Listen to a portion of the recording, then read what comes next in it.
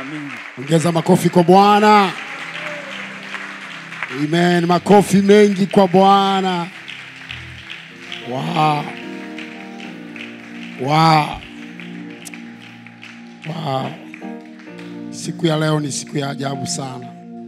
Unajua ni siku ya historia katika maisha yetu. Hatujawahi kumwabudu Bwana kwa namna hii. Amen. Amen. Glory to God. Nasikia kumtukuza Mungu moyoni mwangu. Amen. Mungu mwema sana. Geukie jirani yako mwambie umefanya vizuri kuja kwa ibada. Hallelujah. Oh glory.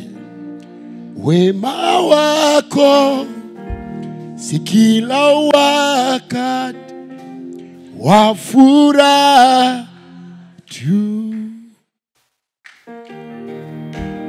Wema wako pia wakati josi. Wema wako haupimiki kwa majira fulani tu. Wema wako ni kila wakati na kila nyakati. Hata sasa ni mwema.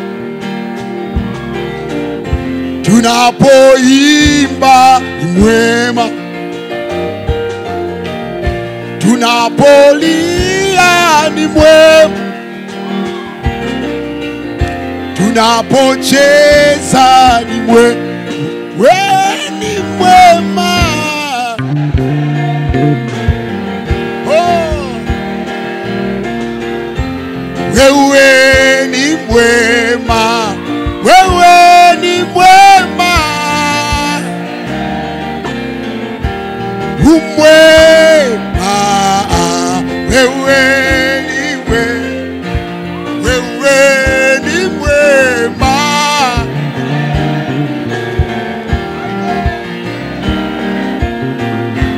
Wewe ni mwema. Wema wako huwezi kuhesabu. Wema wako ni kama mchanga, huwezi kuhesabu. Wema wako ni kama maji yanayomiminika bila kukoma. Mtu anywe, mtu akinge ama asikinge, hayataacha kutoka. Hey! Hata sasa ni mwema. Tunapoimba mwema. My God, tunapo ni mwema, mwema. Wewe ni mwema. Oh, mwema. Hebu maanisha mwambie Bwana wewe ni mwema. Oh, umwema. Oh, wewe ni mwema.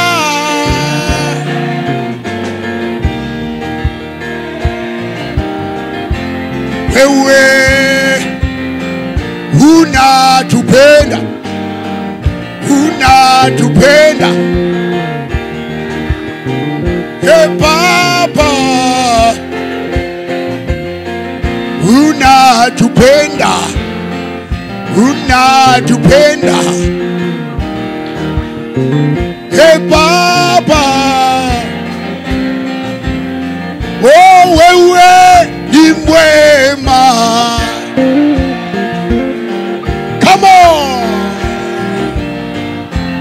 wewe ni mwema, wewe ni mwema,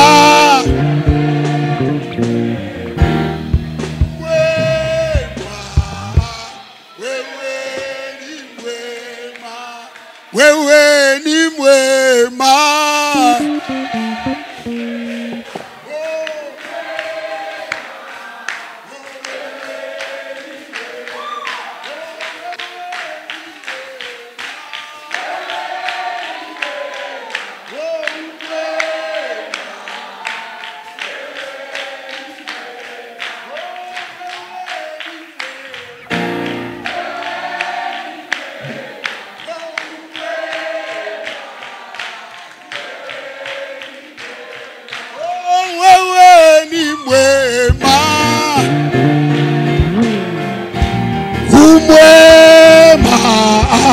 Wewe ni mwema.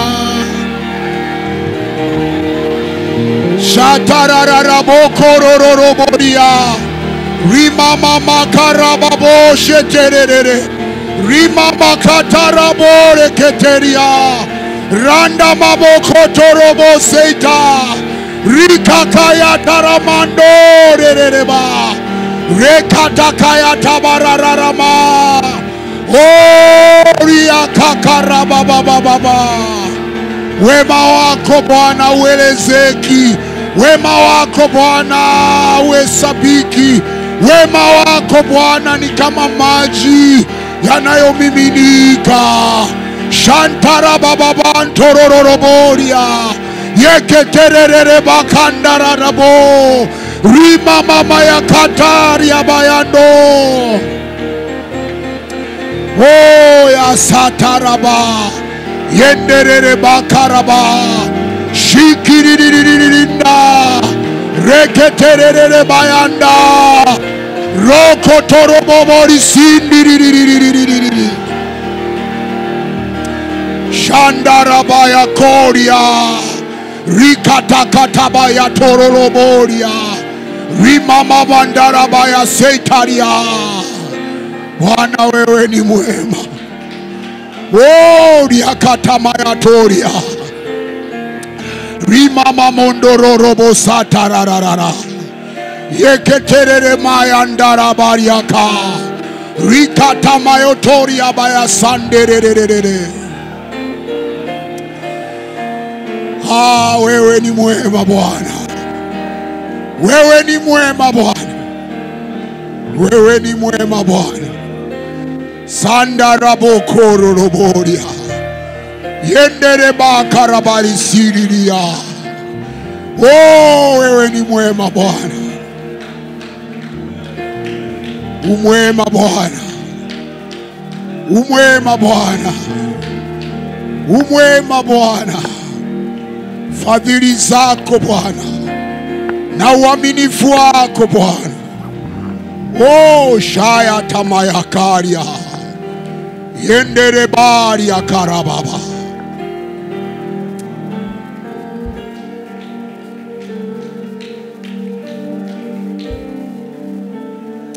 Hallelujah, hallelujah Bwana, hallelujah Bwana.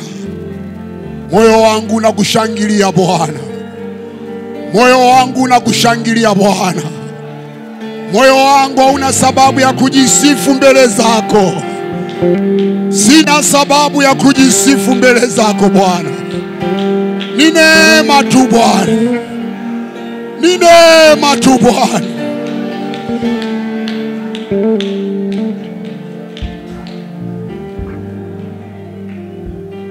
Yes Lord, thank you Jesus. Hallelujah. Yes Lord, yes Lord, yes Lord. Hallelujah. Ni neema, ni neema, ni neema imeniweka. Sikustahili, sikustahili, sikustahili, sikustahili. Neema imeniweka, sikustahili, sikustahili, sikustahili, sikustahili. Neema imeniweka,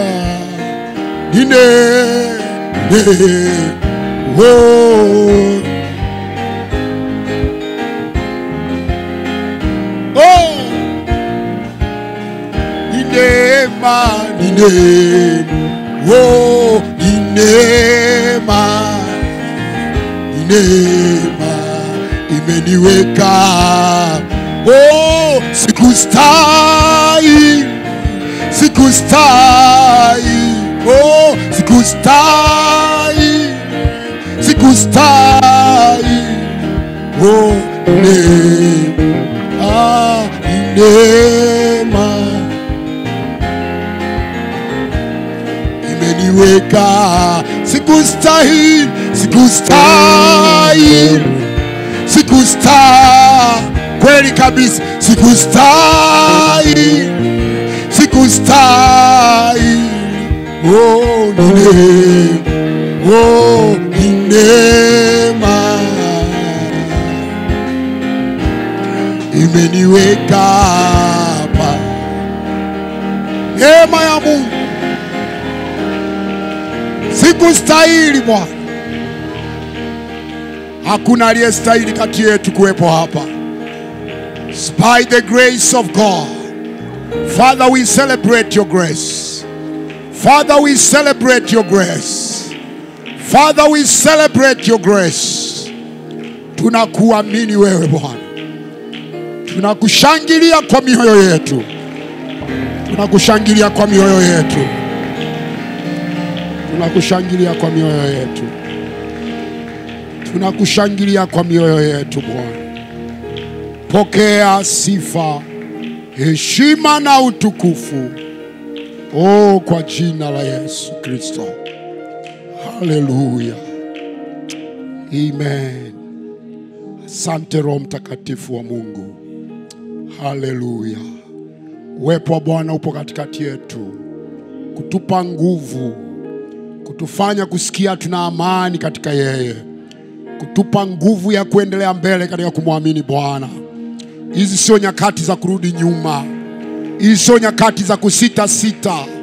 Hizi ni nyakati za kumwamini Mungu na kuendelea mbele, kumkubali Mungu na neno lake na kusonga mbele.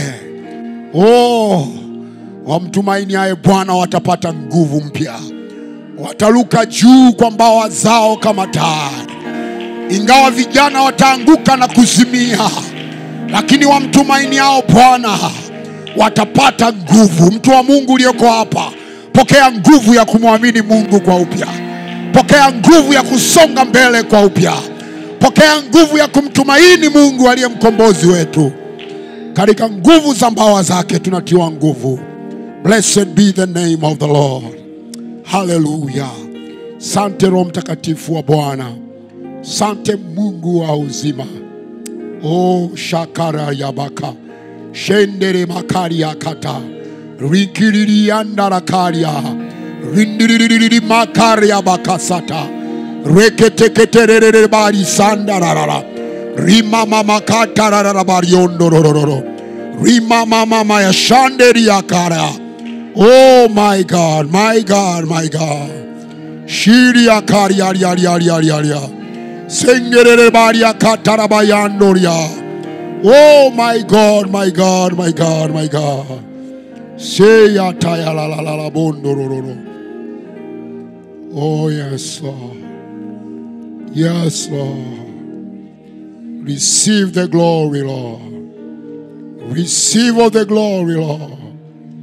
Wewe ndiwe Mungu wetu na tumaini letu. Wewe ndio msaada na nguvu yetu. Pokea sifa, heshima na utukufu Bwana, katika jina la Yesu Kristo Bwana wetu.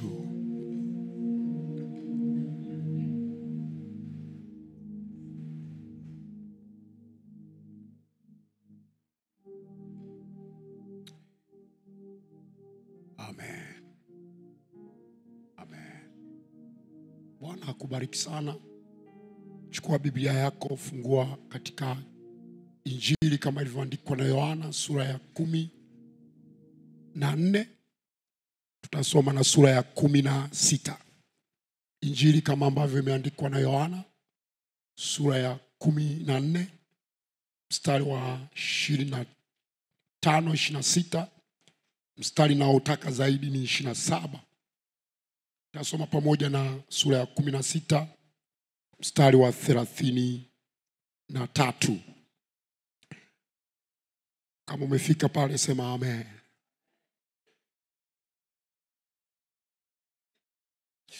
Tutasoma 25, 26, 27 tutasoma pamoja. Hayo ndio niliyowaambia wakati nilipokuwa nikikaa kwenu. Lakini huyo msaidizi, huyo Roho Mtakatifu ambaye Baba atampeleka kwa jina langu, atawafundisha yote na kuwakumbusha yote niliyowaambia. Tusome 27. Amani na waachieni, amani yangu na wapa. Niwapavyo mimi, sivyo kama ulimwengu utoavyo. Msifadhaike mioyoni mwenu, wala msiwe na woga. Sura ya 16 mstari wa 33. Neno linasemaje? Tusome kwa pamoja. Hayo nimewaambieni mpate kuwa na amani ndani yangu. Ulimwenguni mnayo dhiki, lakini jipeni moyo, mimi nimeushinda ulimwengu. Hebu turudie tena 33. Mpate kuwa na amani ndani yangu.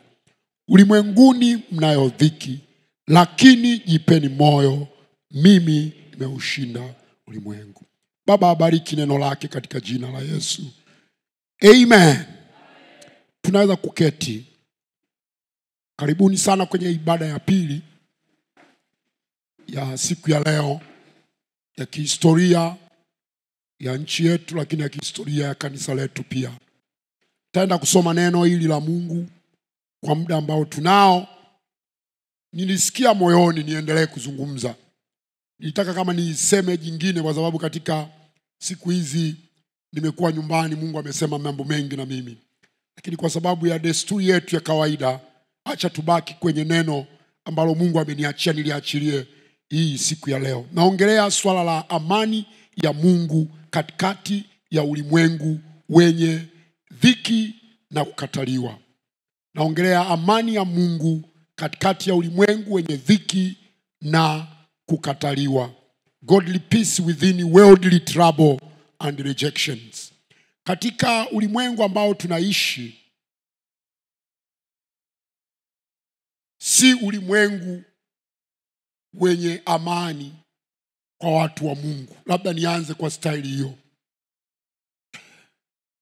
Nimewahubiri sana na kuwafundisha waongofu wapya kwenye darasa wakati na neema ya kufundisha darasa. Na mimi ndivyo nilivyopokea. Niliambiwa waaminio, waliomwamini Yesu kweli, ulimwengu huu hautafacilitate msimamo wako wa imani. Dunia hii haitoi support kuishi maisha ya matakatifu, kuishi maisha ya Mungu, haukupi support. Ulimwengu uko against hicho tulichokiamini. Kwa hiyo ukirudi kwenye maandiko historically, utaona tangu Kristo alipokuja, mtangulizi wake Yohana Mbatizaji anahubiri, tubuni kwa sababu ufalme wa Mungu umekaribia. Concept ya ufalme tangu zama za Yohana Mbatizaji zilibadilika kutoka mtazamo wa kutawala katika dunia hii, na ufalme ulihamishwa.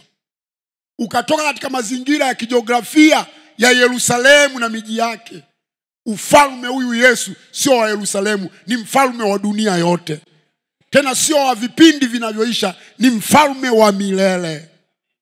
Changamoto kubwa ambayo watu wa Mungu lazima waelewe, mfalme wetu ni mfalme wa milele. Haleluya.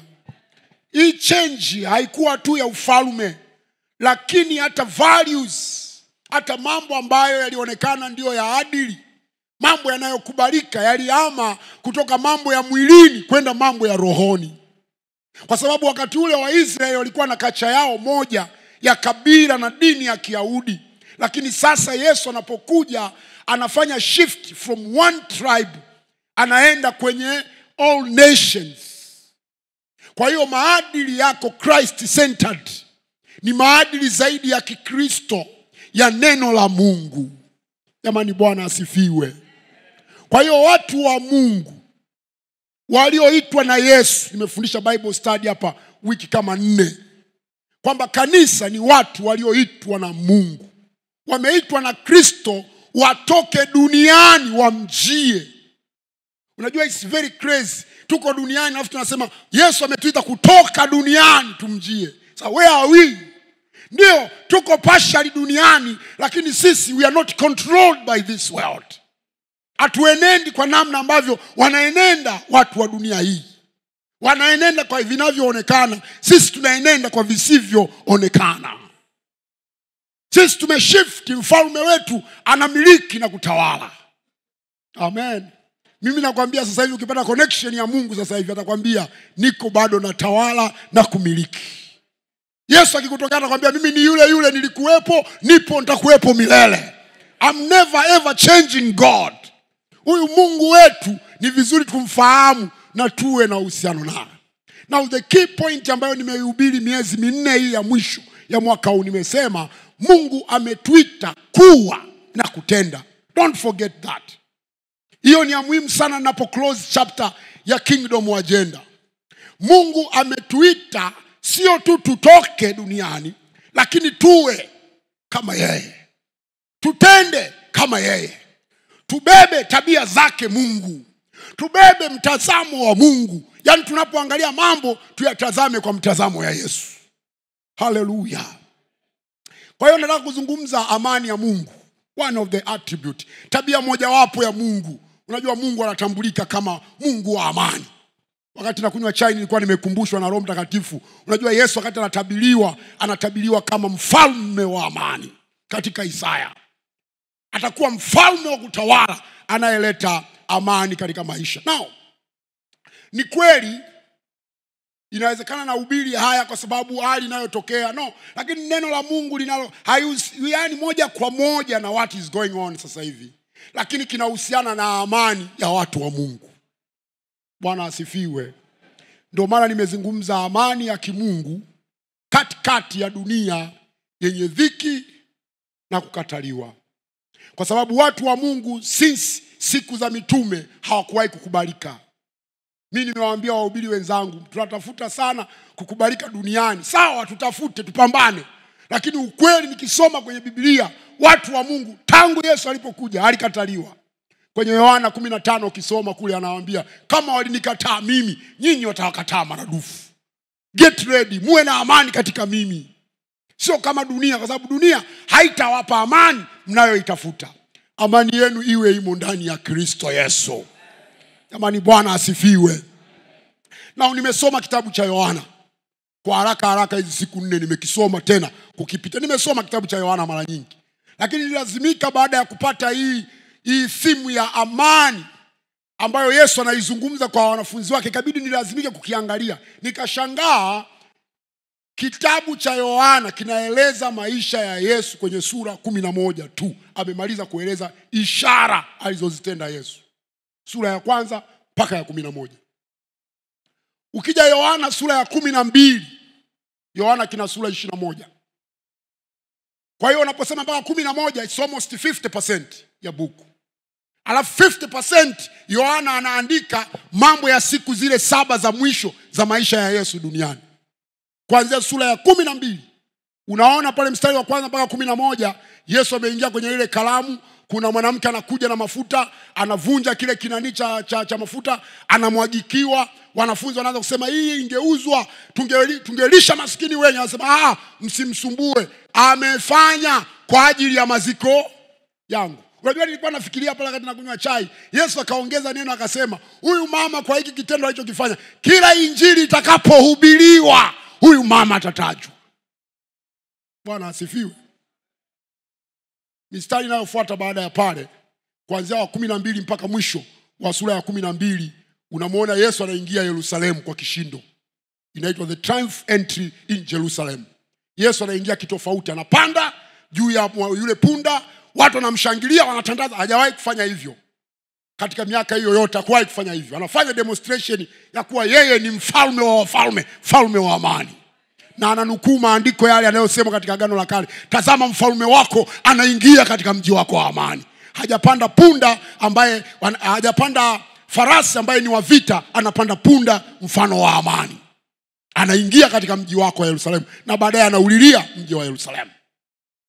Imenishangaza kwamba Yohana amejikita zaidi kueleza yale Yesu aliyoongea na wanafunzi wake personal. Ndio unaona sura ya 13 anachukua, anavua gauni yake, anavaa taulo, anawanawisha miguu. Anawaambia hii nawapa ni demonstration, ni mfano. Mimi mnaniita bwana wenu, naondoka kama nilivyowatumikia. Tumikianeni ninyi kwa ninyi. Tumikianeni ninyi kwa ninyi. Baada ya sura hiyo ya 13 anaeleza pia kwamba mimi naenda kufa. Anaeleza habari za kifo chake. Mnajua Yesu hakufa kwa ajali. Yesu hakufa accidentally, nimesema mara nyingi.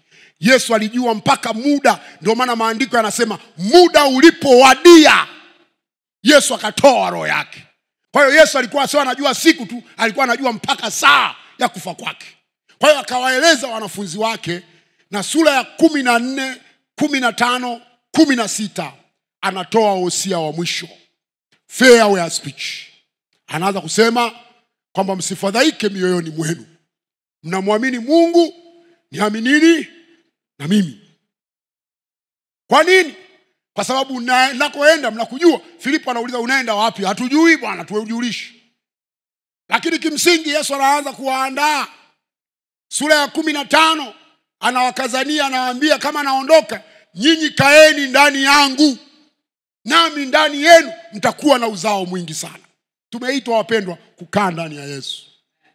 Tumeitwa kuwa wa Makristo, yani tuwe representative of Christ wherever we are. Popote utakapoenda mtu wa Mungu, lazima ujue wewe umeitwa kumwakilisha Kristo. Unafanya kazi Kariakoo, jua kwamba Kariakoo ile Yesu amekuweka pale kuwa mwakilishi. Unafanya kazi ofisini, kwenye ofisi, kwenye taasisi, kokote unakoshughulika, wewe Kristo amekuita kuwa mwakilishi wake. The point, ili uweze kuwa na uzao, lazima ukae ndani ya Kristo. Hallelujah. Amen. Sura ya 16 anatoa ahadi kwamba siwaachi kama yatima, na waletea Roho Mtakatifu, atakuwa pamoja nanyi.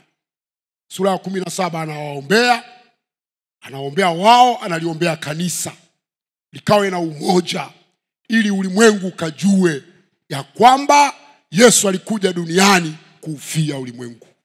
Sura ya 18 Yesu anakamatwa, 19 kuteswa na kufa. Kitabu cha Yohana kimeisha. Ukiangalia mkazo na msisitizo wa Yesu kwenye sura ya 14 mpaka 16, anawasisitiza sana juu ya kuwa na amani katikati ya ulimwengu wenye dhiki. Ndicho kitu nataka kushia na wewe leo. Anawasisitiza wawe na amani. Ule mstari wa sura ya 14, mstari wa 25 na 26 unataja, unafichua siri iliyofichika. Unajua mara nyingi huu mstari watu wanaunukua 27. Lakini this time around nataka kuona hii 27 inatokea wapi? Mara nyingi tunasoma amani yangu na wapenda, amani, lakini Yesu ameanzia wapi? Ukiangalia mstari wa 25 kwa context ya Biblia yangu, ndio paragraph inapoanzia. Biblia yangu ukiangalia paragraph inaanzia aya ya 25. Anawaambia kwamba inaanzia 25. Anawaambia kwamba 14:25 iko wapi? Bwana anapotea. Anasema hayo yote nimefanya nini? Nimewaambia wakati nilipokuwa nikikaa kwenu. Yapi? Hayo yote nimewaambia, aliyoyasema Yesu, especially kuanzia sura ya 14. Nimewaambia hayo yote nilipokaa na ninyi. Alafu anawasisitiza, lakini huyo msaidizi Roho Mtakatifu ambaye Baba atampeleka atafanya nini? Atawafundisha yale niliyowaambia. Atawafundisha nini? Yale niliyowaambia, ambayo na atawakumbusha yote niliyofanya nini? Kwa hiyo nikajikuta napata siri iliyofichika, amani ya watu wa Mungu. Sosi yake ni neno na Roho Mtakatifu. Amen. Ni nini? Neno na Roho Mtakatifu. Alafu sasa nikati na tafakari nikagundua kumbe neno bila Roho Mtakatifu halifanyi kazi. Yaani ni kama online Bible kama unayo sasa hivi haifanyi kazi. Inahitaji ipate internet ili ifanye nini? Ifanye kazi. Ndivyo neno bila Roho Mtakatifu limeganda. It's not working. Unajua mimi nilipata neema ya ajabu ya kuanza kusoma Bible kabla sijaokoka. Kama ulikuwa hujui ndio ulikupewa ufunuo. Lakini nikisoma mpaka kichwa kinauma naenda kunywa Panadol. Maana natumia nguvu kubwa. Yaani nasoma kwa misuli, sijaokoka. Of course naamini ilikuwa ni mbegu inapandwa ili niokoke. Lakini Bwana ukijazwa Roho Mtakatifu, unaposoma unashangaa. Kwa sababu unavisoma, alafu kuna vingine vinaongea vyenyewe kwenye nafsi yako. Unaona kama kuna mtu anakutafsiria, anakueleza hapa ni hivi. Yaani unaeleweshwa. Roho Mtakatifu. Bwana asifiwe. Roho Mtakatifu. Mitume wale 12 walikaa na Yesu miaka hii takribani 3 na zaidi. Na Yesu hakuwaambia kwa kukurupuka mara moja. Yesu ameongea habari za kufa kwake mara nyingi. Mifano mingi tu. Anasema, anaeleza. Lakini bila Roho Mtakatifu, nyinyi wote mnajua nini kilitokea siku ile Getsemani. Si ndio? Wote walikimbia. Walikosa nini? Nadhani neno walikuwa nalo, lakini bado walikuwa hawajapokea Roho Mtakatifu. Bwana asifiwe. Bwana asifiwe. Hivi unajua Mkristo bila Roho Mtakatifu akichokozwa anachokozeka kimwili? Do you know that? Ni Roho Mtakatifu anayetusaidia tukichokozwa, ndiye anayetutuliza. Lakini wewe umeokoka, unasikia anakuambia yenyewe moyoni, mwanangu acha. Ni kweli umekasirika, lakini unasikia neno ndani yako la kukupa self control. Kwa hiyo nataka kuangalia amani ya kimungu ambayo inazalishwa ndani yetu na neno na Roho Mtakatifu. Amen. Amen. Nilipoangalia haya maandiko, Yesu anasisitiza kwamba haya yote nimewaambia, sura ya 16 anapomaliza, kabla ya kuanza maombi. Maana chapter 17 baada ya kusema hayo anaanza maombi. Lakini ile clause ya closing anasema nimewaambieni haya yote ili muwe na amani ndani yangu. Tafsiri ya NIV inasema I have told you these things so that in me you may have peace. In me. Muwe na amani, lakini sio amani ya nje. Muwe na amani ndani yangu. Wapendwa, kuna ile amani ya kuwamo ndani ya Kristo. Na anasema hapa Yesu, wala habatishi, ulimwenguni mtakuwa nayo dhiki. Ulimwenguni mtakuwa na ups and downs. Lakini jipeni moyo, mimi nimeushinda ulimwengu. Praise God. Watu wa Kristo lazima tujue maisha yetu ni zaidi ya ulimwengu. Sisi hatupigi mahesabu tu ya dunia hii. Watu wanaopiga mahesabu yao ya dunia hii ndio wako harahara sasa hivi. Brother, nenda extend, zidisha mipaka yako ya dunia hii. Hii dunia Yesu alishaishinda. Haleluya. Na wanaomwamini na wanaolishika neno lake watashinda kadhalika kama yeye. Amina. Katika haya maandiko mawili 14:27, 16:33 nimetengeneza theory 3 za msingi kuhusiana na amani. Cha kwanza nimesema kuna aina ya amani ya kimungu, a kind of divine peace, ambayo hii amani ni kwa ajili ya watu wake Mungu wamepewa special. Na hii amani si ya kidunia, si ya kiulimwengu. Ni amani, a divine peace, ambayo anayo Mungu. Ndio maana Yesu anawaambia amani yangu nawapa. Amani yangu, my peace. Na amesema sio kama ulimwengu utoavyo. Hii ni ya kwangu, ndani yangu mtakuwa na amani. Jambo la pili, Kristo ndiye atoae hiyo amani. Hiyo aina hiyo ya amani ya ndani, amani hiyo ambayo si ya kidunia, inapatikana kwa kumpata Kristo. Nilisema hapa asubuhi, sio mimi tu, lakini nimesikia shuhuda za wengi. Mimi mwenyewe nakumbuka nilipookoka ilikuwa kwenye mkesha. Ile asubuhi kumekucha, sikuwa na nauli ya kurudi nyumbani. Nilienda na mkesha tu. Maana yule jamaa aliyekuwa ananipa lift akashaondoka. Mimi nimebaki pale na garagara. Nakuja kuamka kashaondoka. Sina nauli. Unajua, nakumbuka bado sikumlalamikia mtu wala sikumuomba mtu hapo na jero sijui nini. Yaani nilianza kutembea mwendo wa mabasi mawili, natembea moyoni na amani kuliko kawaida. Yaani nafurahi, nacheka mwenyewe. Najua watu njiani walisema huyu jamaa kashachizika tayari. Maana kabla yako nimeishi kwa mganga, sasa jamaa tayari. Lakini kumbe ni ile amani atoayo Kristo anapoingia ndani ya mtu. Najisikia mwepesi, yaani najisikia raha tu tayari. Kuna kitu kimeingia ndani. Unajua, kwa nje sina nauli natembea, ningesikia matatizo. Si ndio? Mtu kukosa mwendo wa bodaboda tu analalamika. Hizi bodaboda, bodaboda sijui wakoje. Sijui nani, yaani analalamika tu mwendo wa bodaboda. Amani ya ndani, it is special. Hallelujah. Ndio hiyo waaminio wanaweza kuwa nayo katikati ya ulimwengu wenye dhoruba, wanatembea wakiwa na amani. Namba 3 ni amani ya ndani, iliyowekwa ama iliyojengwa ndani ya Kristo, ambayo inamfanya mtu kuishi katika ulimwengu ambao hauna utulivu, lakini ndani wewe unajisikia uko peace. Peace kabisa. Peace kabisa. Nakumbuka siku ambazo nimeokoka, watu walikuwa wakiniangalia kwa haraka haraka, wananionea huruma. Na mimi nawashangaa, mbona wananihurumia hawa jamaa?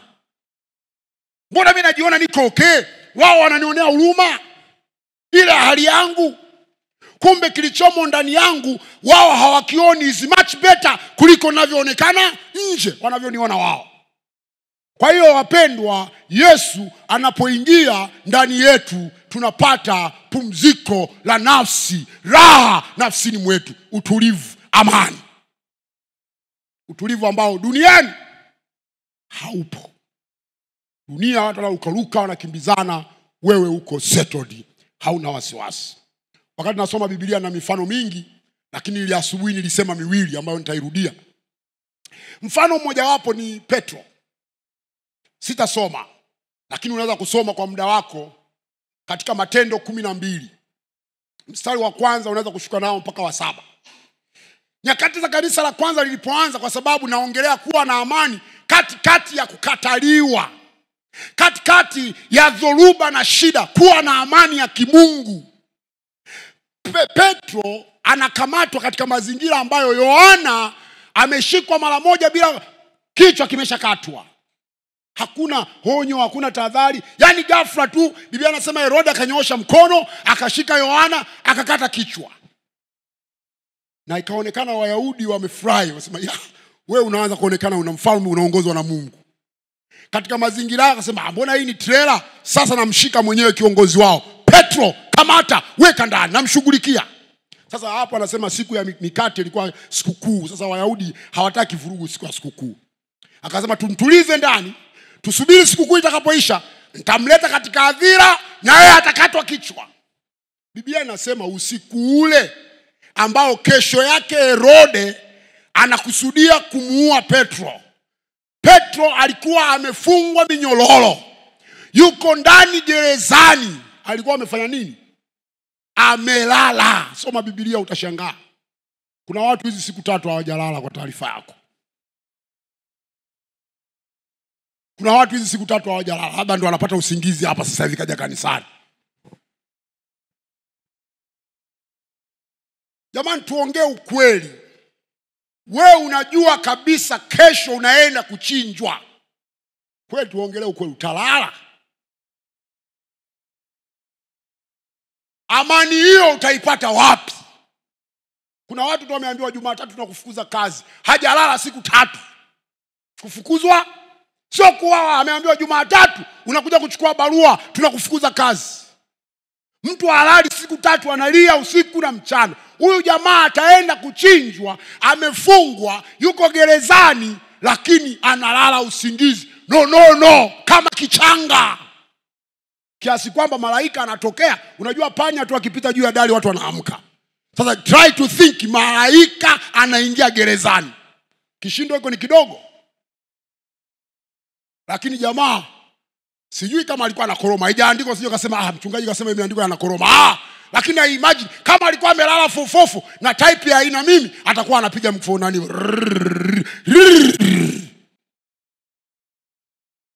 Nafikiri malaika alimwamsha, haikuwezekana. Ilibidi aseme nini? Ampige ubavuni. Amka! Na anaamka kama na mawenge. Nini? Twende! Soma vizuri Biblia inasema jamaa anatembea mpaka geti la mwisho, anasema hii inawezekana sio ndoto. Yaani jamaa alikuwa na amani kwamba bado amelala, yuko gerezani. Hiyo ni amani watu wa Mungu wanakuwa nayo katikati ya dhoruba, wako peaceful. Amani ambayo watu wa Mungu tunapaswa kuwa nayo. Haleluya. Haleluya. Nadhani ndio hiyo aliyosema Yesu, amani yangu na wapeni. Sio kama dunia itoavyo. Unajua duniani kuna amani ya kidunia yenyewe pia ni amani fulani hivi fake. Yaani mtu akiwa na vimiamala vyake, amejenga kanyumba kake, kagorofa 2-3, ana vigari vyake pale amepaki nje, basi anajiona raha. Sasa nenda msikilizie sasa hivi hapa jinsi ambavyo ana amani. Sasa hivi tumbo joto sasa hivi. Sasa amani ya vitu sio permanent. Kuna permanent peace ambayo iko ndani ya mtu wa Mungu regardless nini kinaendelea duniani. Unalala, unaamka kumekwe. Tena hizi siku mimi nachelewa kuamka mpaka mke wangu ananiambia, "Vipi? Mbona huamki?" Naambia sasa amani imetangazwa ya kulala hii jamani. Usingizi tunaolimbikiza siku na siku. Sasa ndio tulale. Lala tu tunaamka. Tuna amani yetu. Ndio, hakuna kwa kwenda, lakini kusema ukweli, lazima amani yetu tuilinde ya ndani yetu. Jamani, amina. Kwani amani ni nini?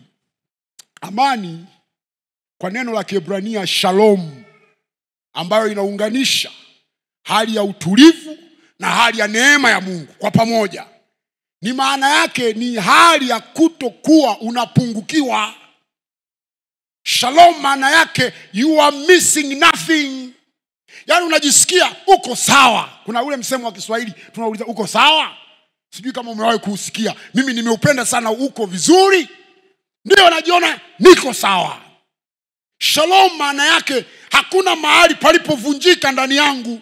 Si katika nafsi, si katika mind, si katika mwili.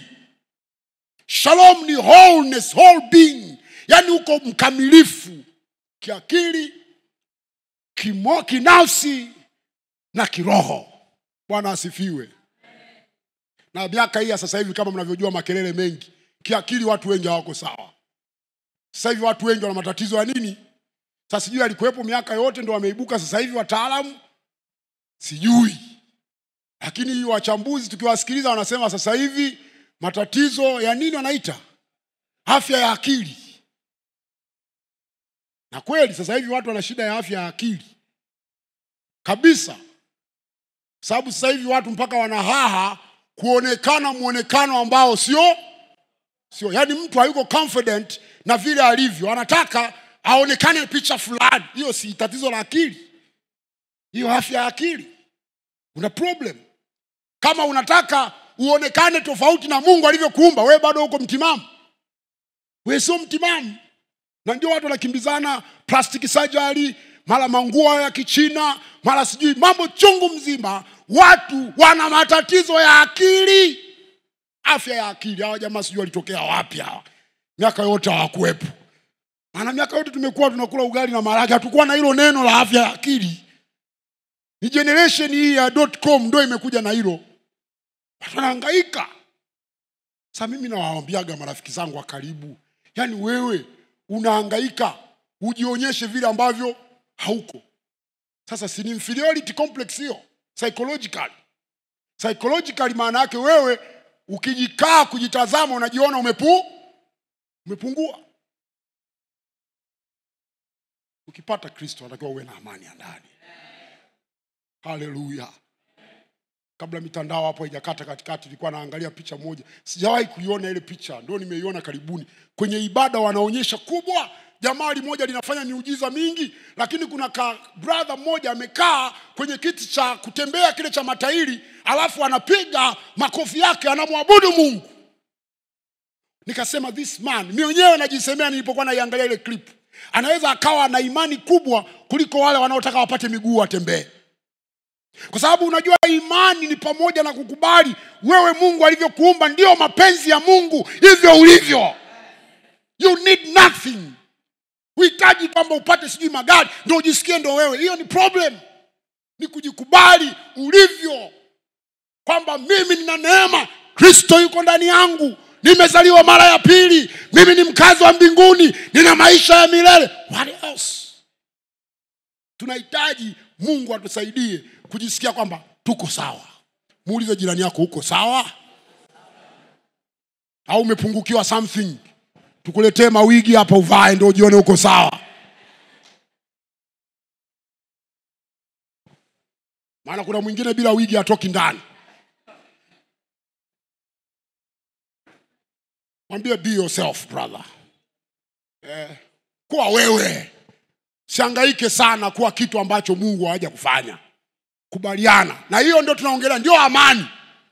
Amani ya kweli ya kimungu ni kujiona mimi sina pungufu lolote nilivyo.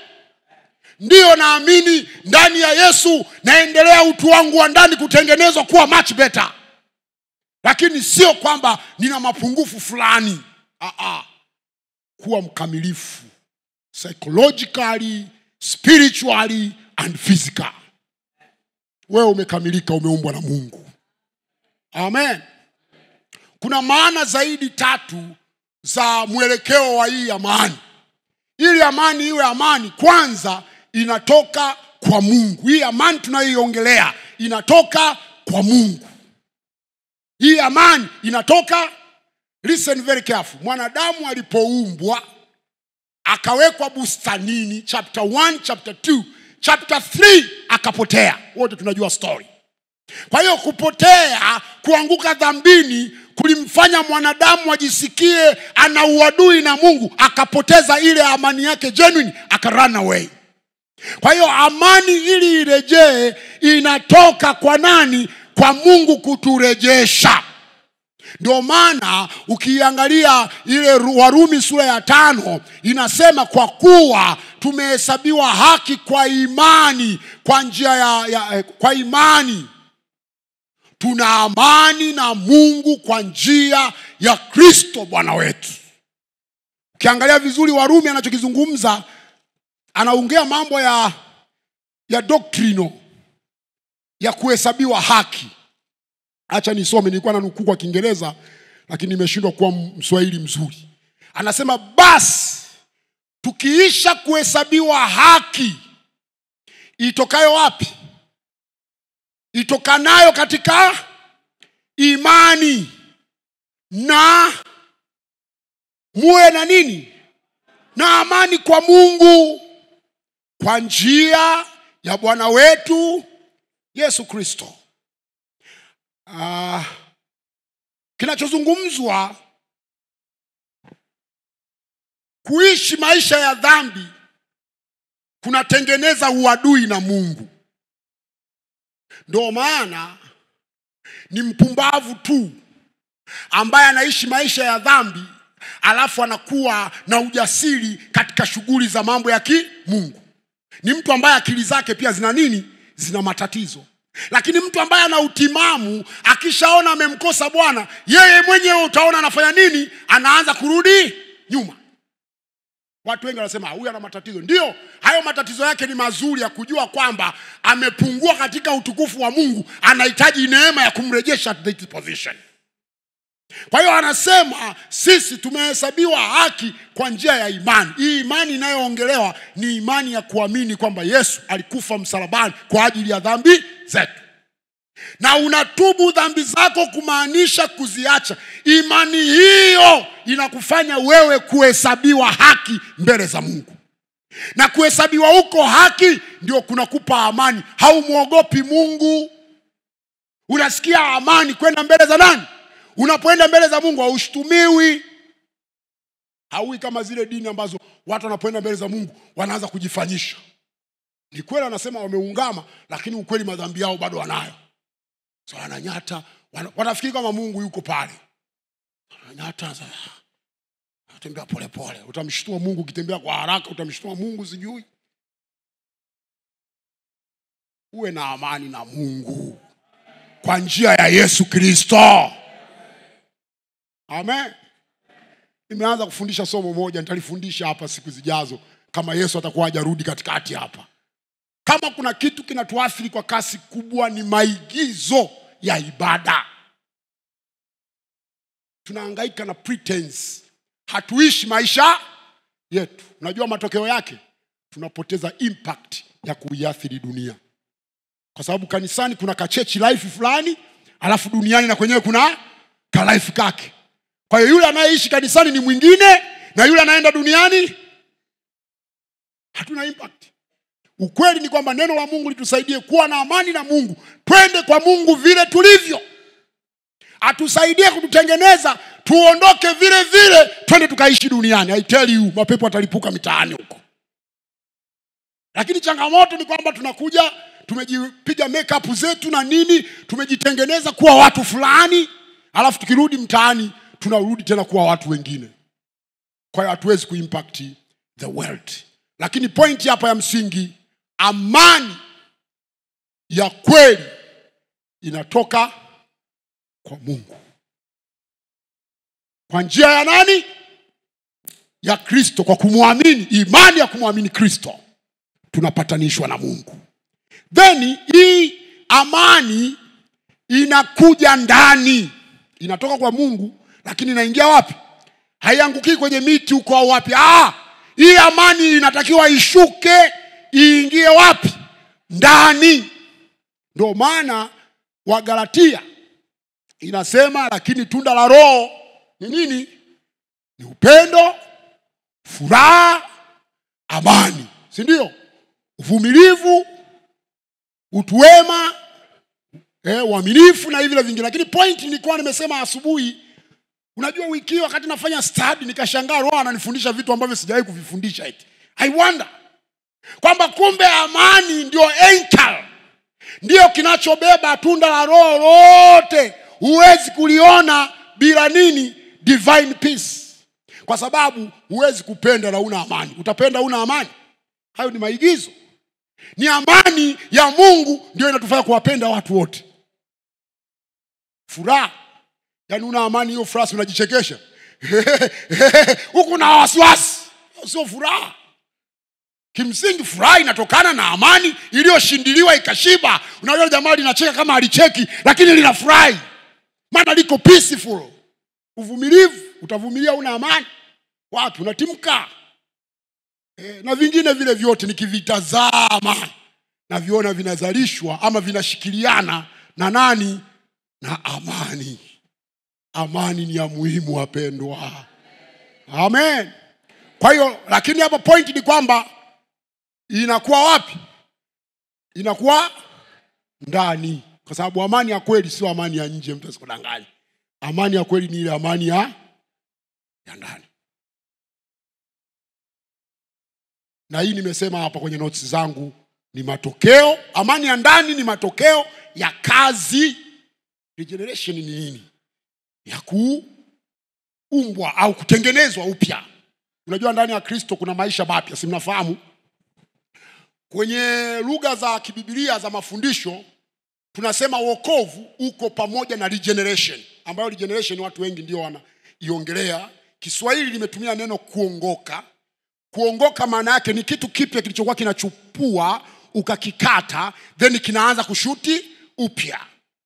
Ndio regeneration.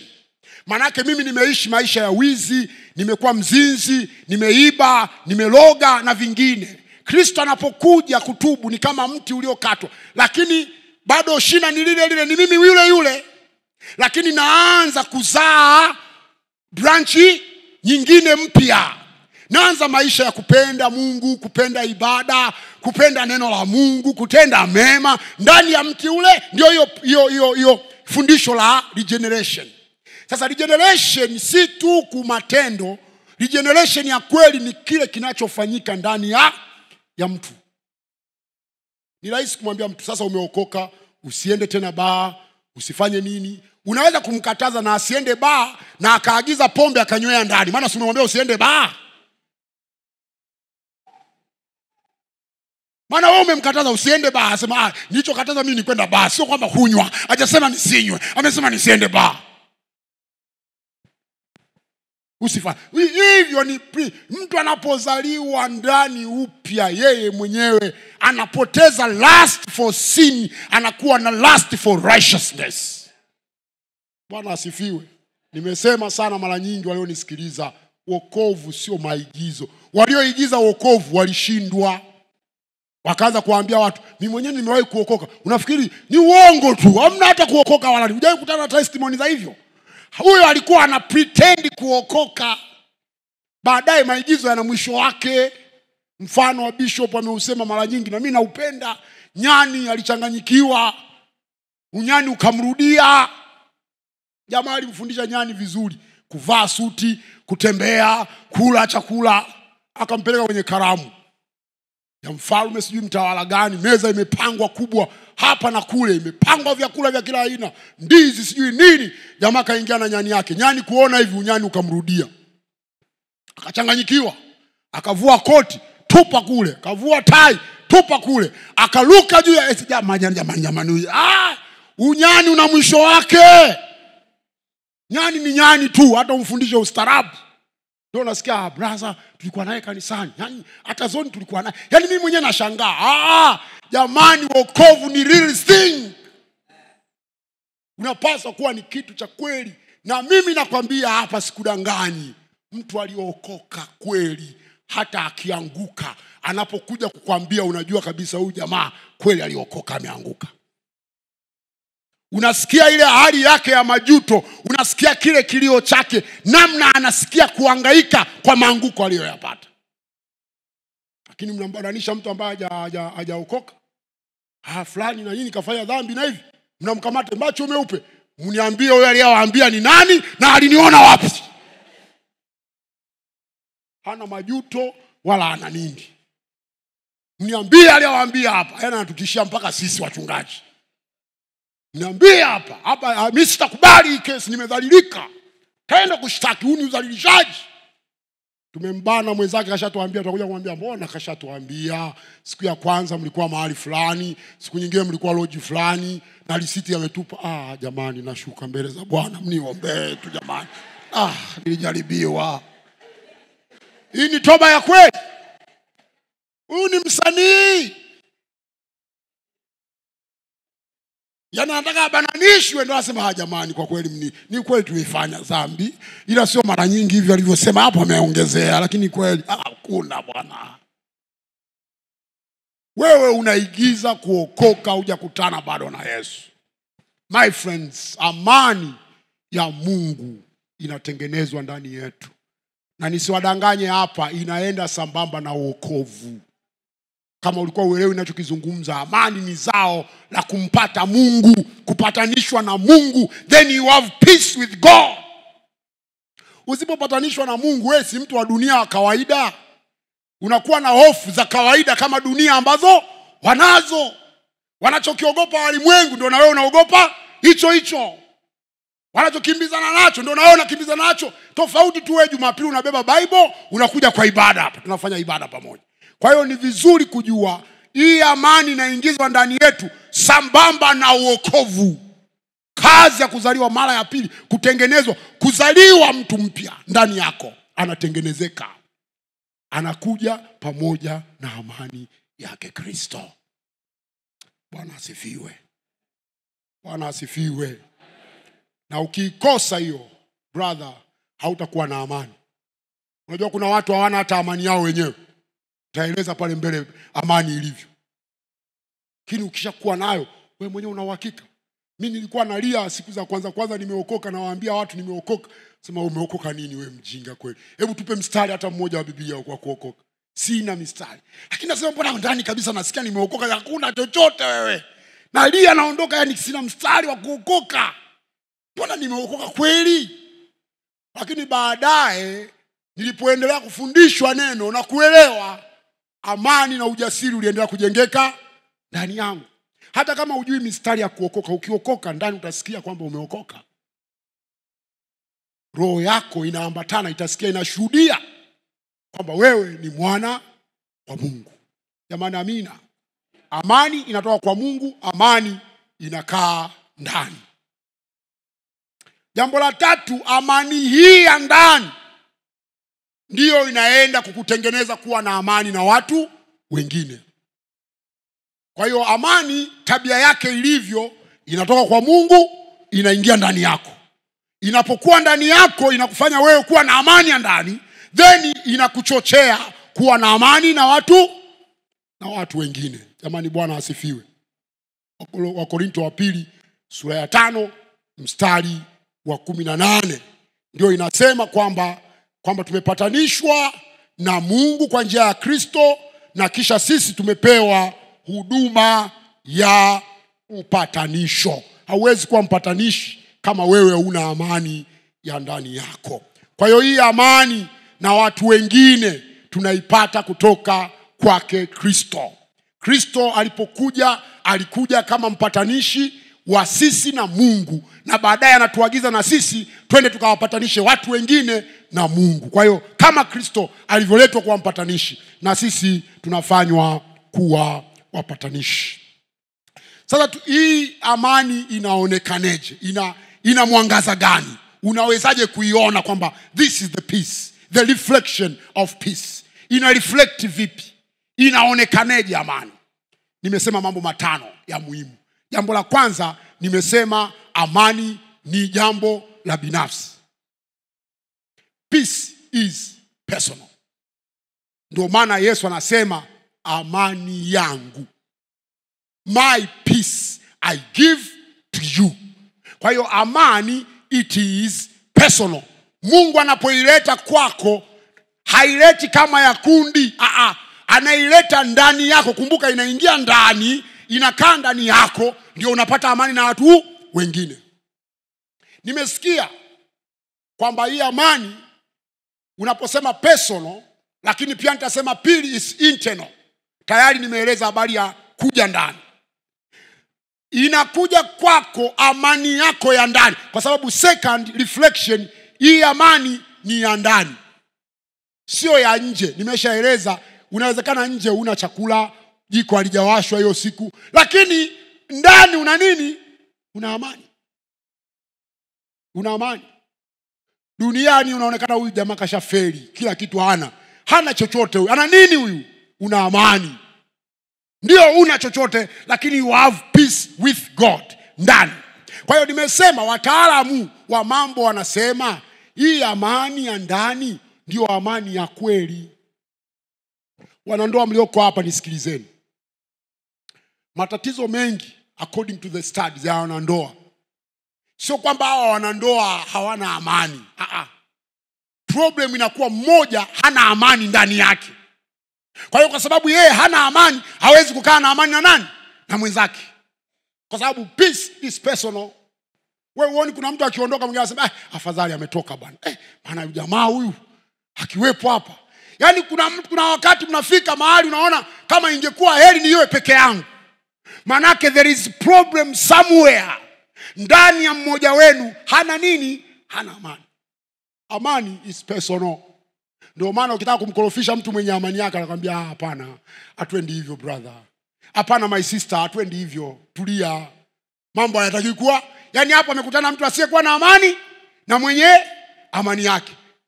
Kiona unavurugana wote wawili ujue ndani hawako sawa. Mtu mwenye amani yake, anambia twende polepole, twende polepole, twende polepole. Hata juzi nimetofautiana na mtu neno fulani. Kasema maneno makali, twende polepole brother. Kaongea nikasema sawa. Hivi ndio vilivyoeleza lakini huu sio ukweli wote. Niko kambu. Ukweli ni moja, akaanza kupanic. Sasa wewe hata kama ukipaniki, yani hapa tunachoongelea ukweli ni huu hapa. Thank God ilikuwa kwenye simu, kwa hiyo akakata simu. Akaona hapa ukweli umeshanizidi, kwa sababu ukweli huwa siku zote hauwezi kushindwa na uongo. Kwa hiyo mtu wa Mungu, tafuta personal peace, tafuta internal peace. Kwa nini tunasema amani ni kitu cha ndani? Wa Filipi sura ya 4 mstari wa 7 unaongea kwamba amani si swala la nje, ni swala la utu wa ndani. Wa Filipi 4 aya ya 7 inasema, au tuchukue paragrafu yote, maana 7 ni conclusion. Furahini katika Bwana siku zote, tena nasema furahini. Upole wenu na ujulikane na watu wote, Bwana yu karibu. Msijisumbue kwa neno lolote, bali katika kila neno kwa kusali na kuomba pamoja na kushukuru haja zenu zijulikane na Mungu. Na amani ya Mungu ipitayo akili zote ifanye nini? Iwahifadhi mioyo yenu na nini? Na nia zenu katika Kristo. Kwa hiyo unaona hii amani ya Mungu iwahifadhi, sio your bodies, no. Iwahifadhi mioyo yenu na nia zenu, your mind Kwa hiyo amani ya Mungu normally inakaa wapi wapendwa? Inakaa katika moyo, inakaa katika mind. Katika mawazo uko settled, hauna wasiwasi. Katika moyo hauna makimbizano, uko settled. Hiyo ni amani ambayo Mungu anawapa, dunia haiwezi kukupa. Unakuwa nayo mpaka watu wanashangaa, huyu jamaa mbona ana amani tu? Mbona hali hapa, mbona ana amani? Ni amani ya kimungu inayokaa ndani ya watu wa Mungu. Bwana asifiwe. Sasa amani haiishi kwako. Kama ambavyo nimeeleza kule inaenda kwa others, hapa nimesema peace is relational. Yaani uweze kusema mimi na amani yangu tu. Huku wengine unagombana nao sana, lakini mimi na amani yangu tu. Amani tabia yake utafuta kukaa na amani na watu wengine. Warumi sura ya 12 mstari wa 17 na 18. Warumi sura ya 12 17 18. Neno la Mungu linasema, Warumi 12 17 18. Neno linasemaje? Msilipe mtu ovu kwa ovu. Angalieni yaliyo mema machoni pa watu wote. 18. Kama yamkini kwa upande wenu mkae katika amani na watu wote.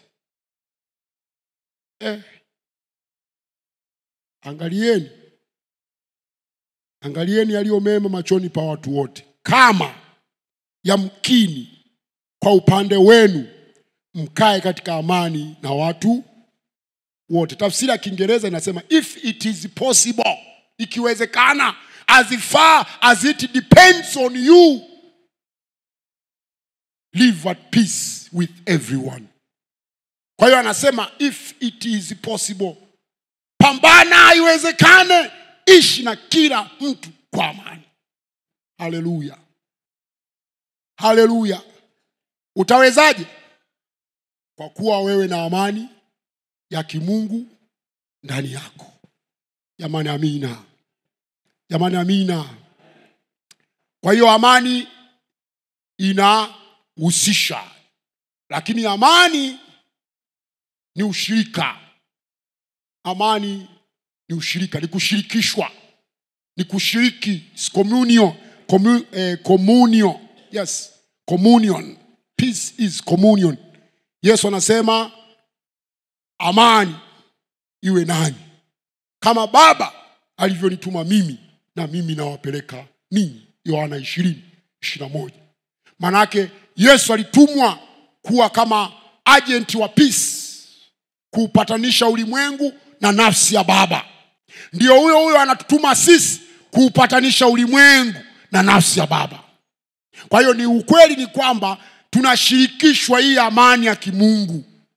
Kuna waliotangulia wakaipokea, na sisi tunaipokea, tunawashirikisha wengine. Jamani Bwana asifiwe. Jambo la 5 na la mwisho, amani is providential. Hii amani tunapewa. Ndio maana anasema amani yangu na wapeni. Ukweli wengine tumezaliwa ni watata, nisiwadanganye. Wengine tulizaliwa hatuna mahusiano.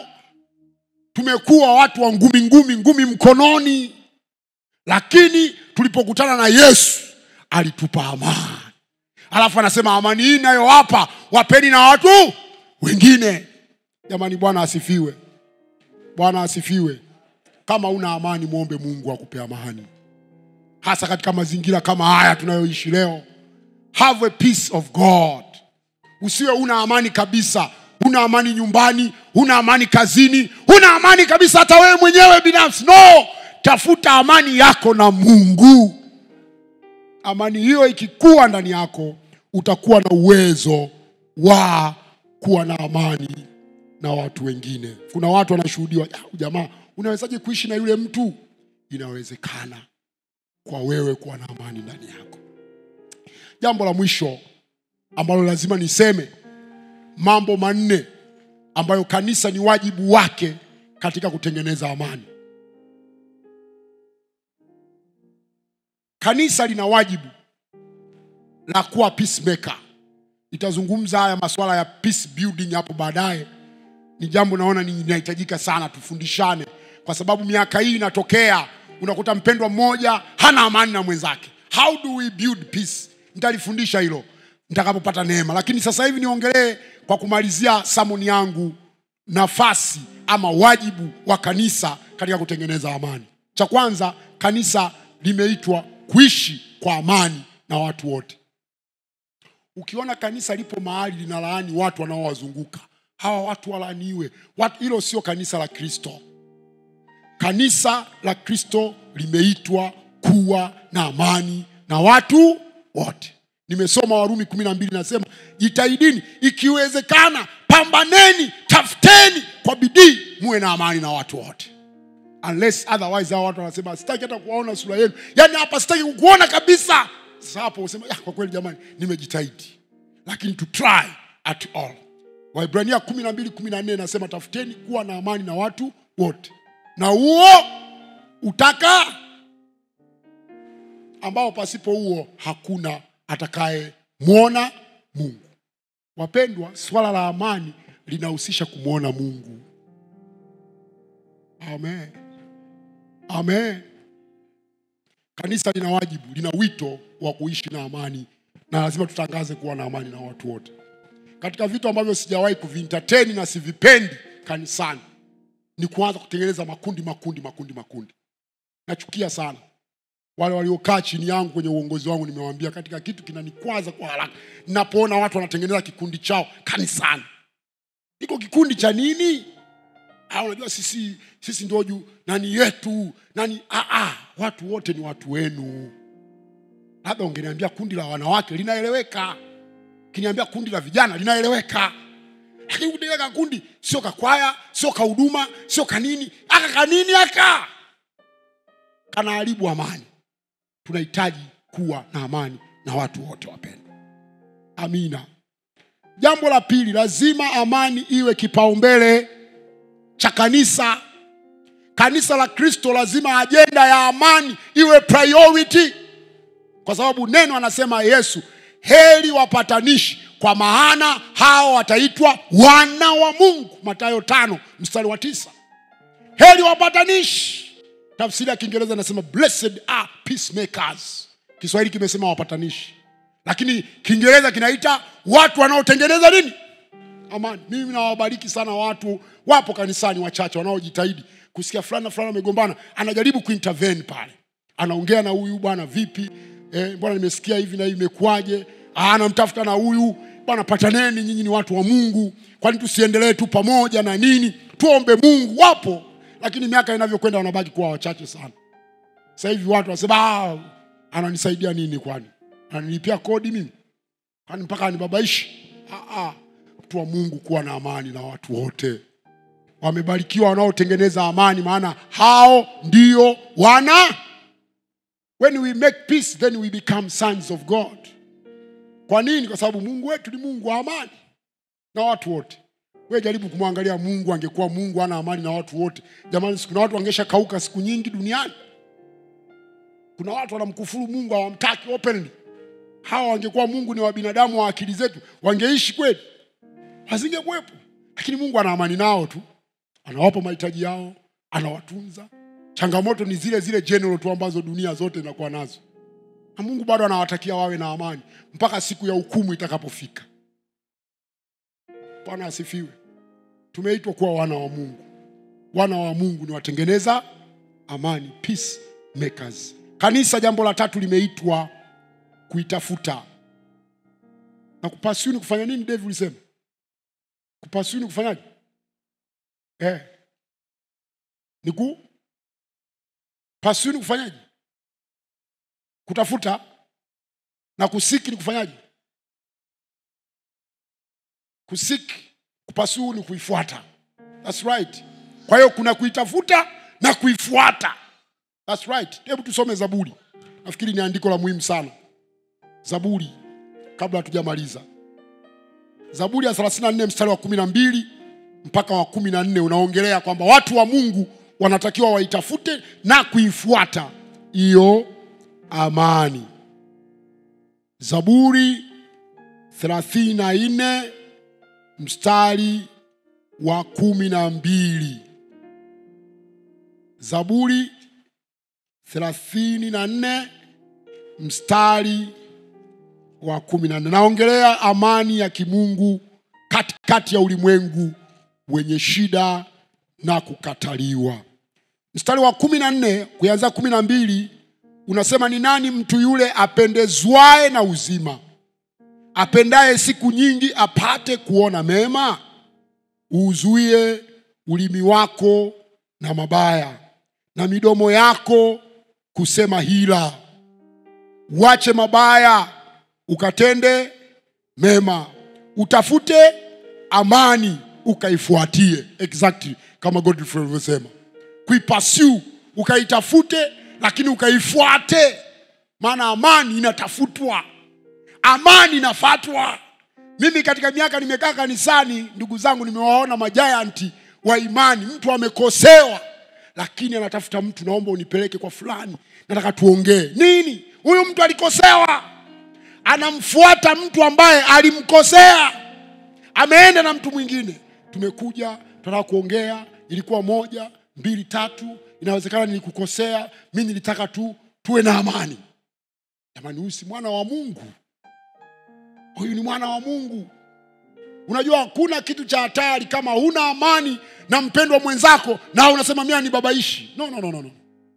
Kama mtu wa Mungu, pursue peace. Itafute ikiwezekana, fanya bidii. Sometimes sio rahisi, watu wengine kuishi nao ni kazi ngumu sana. Na wako hivyo, sasa sijui shetani au ni Mungu kawatengeneza hivyo, I don't know. Lakini tujitahidi tu kuishi nao. Wengine ni wagumu. kuna watu hawajui kuapologize. Sijui kama hujakutana nao. Kuna mtu anajihesabia haki tu katika kila mambo. Yani hajui hata kama alikosa hawezi kuomba samahani. Sasa wewe kama kweli ni mtu wa amani, utalazimika kumuomba tu samahani ingawa yeye amekosa. Na haoni shida, anasema sawa tu, hamna shida. Yani yeye bado hawezi kusema kwa sababu wewe umeniomba samahani basi na mimi kama nimekosea. Maana kuna hiyo mtindo tulifundishwaga, wewe ukiomba samahani na mwenzako atasema basi na mimi kama nimenani. Lakini kuna wengine hayaombi. Yani wewe unajifanyisha basi kama mimi nimekosea na nini, unafikiri naye ataitikia basi na mimi, nasema sawa yaishe tu yaishe hivyo. Lenye aliombi samahani. Lakini wewe utakuwa umeipata amani yako kwa mujibu wa mafundisho. Anasema wewe utakuwa umeipata amani yako, unatembea kwa amani. Kwa hiyo pursue, itafute, ipambanie amani. Na Zaburi inasema anayetaka maisha mema, anataka uzima, azuie ulimi. Ndio kuna matendo yanatajwa, lakini ulimi unachangia sana kuondoa amani ya watu wa Mungu. Au mnasemaje? Maneno. Kuna watu sijui hawajajaliwa au hana lugha nzuri mtu. Yani kuna watu hawanaga lugha ya positive. Yani yeye kila siku lugha yake ni negative. Hana lugha positive. Na tunaishi nao. Lakini hapa inasema ukitaka kuwa na amani, zuia ulimi wako, usinene mabaya. Zuia ulimi wako. Unajua sijui kwa nini watu ambao hawana amani hawaridhiki wao. Wanataka watu wote wasiwe na amani. Sijui kama umefuatilia. Yani yeye ndo hana amani, anataka na wewe usiwe na amani. Kwa hiyo anaanzisha maneno. Sema tena bwana hivi na yani kabisa. Wapi umesikia wapi? Wewe umesikia wapi hiyo basi? Wanasema.